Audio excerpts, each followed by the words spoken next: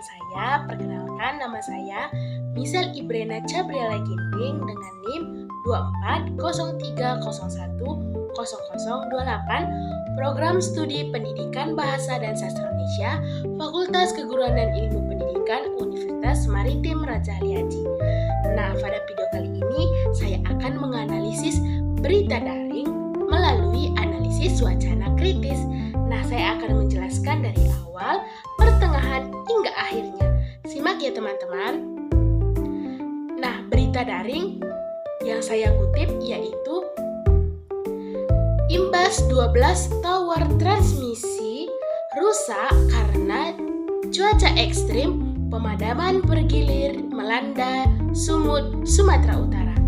Nah, sumber yang saya kutip yaitu Kompas.com pada tanggal 6 Juni 2026. Topik utamanya kerusakan 12 tower transmisi PLN akibat cuaca ekstrim yang menyebabkan pemadaman bergilir di Sumatera Utara serta upaya PLN dalam mempercepat pemulihan sistem kelistrikan.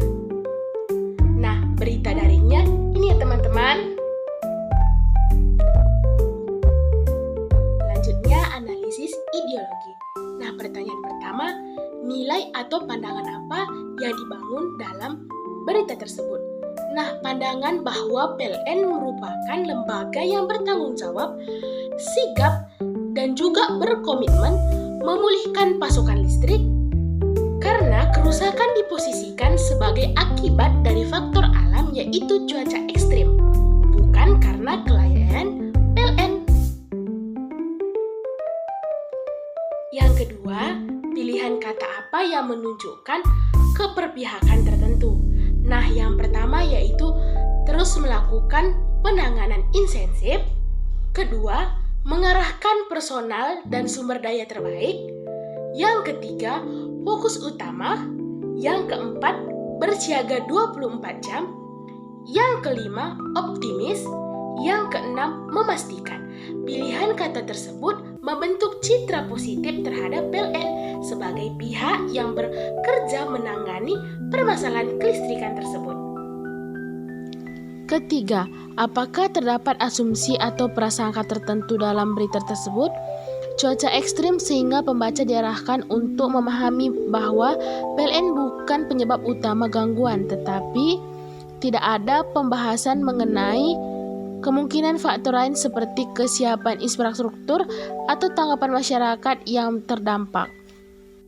Jadi selanjutnya, analisis relasi kekuasaan. Yang pertama, siapa aktor dominan dalam berita tersebut? Nah, aktor yang dominan yaitu PLN, terutama melalui pernyataan senior manajer keuangan, komunikasi, dan umum. Nah, PLN Unit Induk Pusat Penyaluran dan Pengaturan Badan Sumatera Utara yaitu Yenti Elvina. Yang kedua, siapa yang diberi ruang berbicara? Nah, pihak PLN melalui pernyataan resmi yaitu Yenti Elvina. Ketiga, siapa yang tidak diberi ruang berbicara? Masyarakat yang mengalami pemadaman, pelaku usaha yang terdampak, pemerintahan daerah maupun pakar kelistrikan tidak diberi kesempatan menyampaikan pendapat. Yang keempat, kelompok mana yang diuntungkan atau dirugikan? Diuntungkan pihak PLN karena citranya sebagai lembaga yang cepat dan bertanggung jawab diperkuat. Dirugikan masyarakat terdampak karena pemadaman, kerugian, dan keluhan mereka tidak dimunculkan dalam berita tersebut. Selanjutnya yaitu pendapat saya sendiri. Nah, pendapat saya, apakah berita tersebut sudah objektif? Nah, berita tersebut sudah cukup informatif tetapi belum juga objektif, di mana dalam pemberitaan tersebut lebih banyak membuat sudut pandang terhadap PLN tanpa melibatkan masyarakat dan juga pihak lain.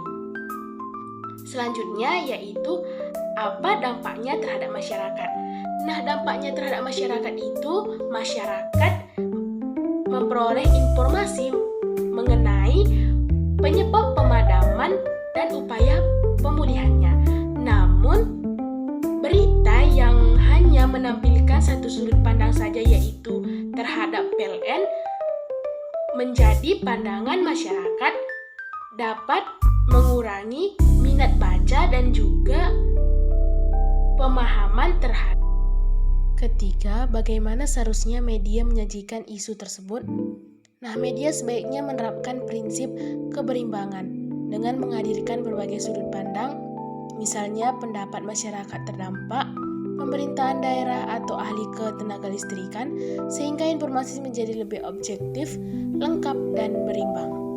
Nah, simpulan yang bisa saya ambil dalam analisis wacana krisis ini dengan berita daring yang berjudul Imbas 12 Tower transmisi rusak karena cuaca ekstrim, pemadaman bergilir melanda di Sumut, Sumatera Utara, cenderung membangun citra positif PLN sebagai lembaga yang cepat, tanggap, dan juga bertanggung jawab dalam menangani kegangguan listrik tersebut. Hal ini terlihat dari dominannya informasi dan juga pernyataan resmi dari pihak PLN. Sementara suara masyarakat yang berdampak tidak ditampilkan. Akibatnya, pemberitaan belum sepenuhnya berimbang. Oleh karena itu, media sebaiknya menyajikan informasi dari berbagai pihak agar pembaca memperoleh gambaran yang lebih objektif, lengkap, dan juga adil mengenai peristiwa tersebut. Nah, itulah analisis wacana krisis. Nah, dengan adanya video ini, semoga apa yang saya jelaskan bisa bermanfaat untuk saya dan juga teman-teman yang menonton. Sekian video saya ucapkan terima kasih. Dadah!